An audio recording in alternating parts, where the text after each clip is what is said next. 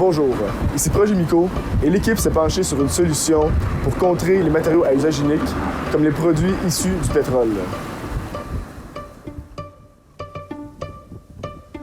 À combien estimerais-tu la production mondiale en tonnes de polystyrène par année? Vraiment beaucoup, là. En tonnes? 1000? 20 000 tonnes. 1 million. 1 million, 5 millions. J'irais pour 10 millions. C'est 16 millions de tonnes par année. C'est comme si tu marchais dans 1 mètre de polystyrène à Montréal à chaque année.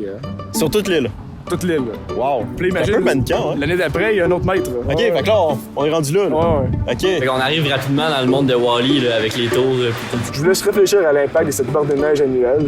Par contre, il existe une solution beaucoup plus près que vous le pensez. C'est dans la nature, à 2 pas d'université, que prend racine la solution. Qu'est-ce qu'on fait avec ce champignon-là? On fait un mycomatériau.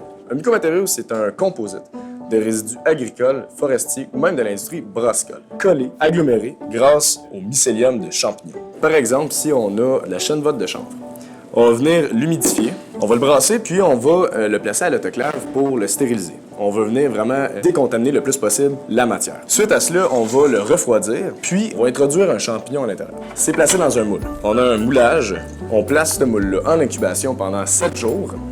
Suite à l'incubation, le champignon est encore vivant. On doit le placer dans un four pour tuer le champignon et déshydrater le mycomatériau. On a le mycomatériau qui est prêt.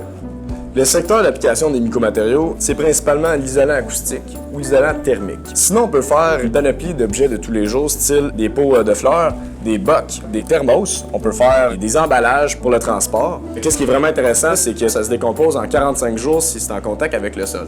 On sait que les mycomatériaux ont commencé à se développer un peu partout dans le monde. Il y a déjà des entreprises aux États-Unis, en Europe qui en vendent, mais ça n'a pas été fait à l'échelle industrielle. En tout cas, c'est très peu connu au Québec. En ayant la possibilité d'acheter une machine où tout est inclus, on a un seul frais. Projet Mico, c'est 8 étudiants en génie mécanique qui innovent ensemble afin de trouver la solution pour permettre la production de mycomatériaux, un écomatériau compostable rempli de potentiel. L'objectif du projet est de concevoir une machine qui industrialise la fabrication de mycomatériaux. Car au Québec, comme partout dans le monde, l'automatisation du procédé est le chaînon manquant pour passer des laboratoires au marché.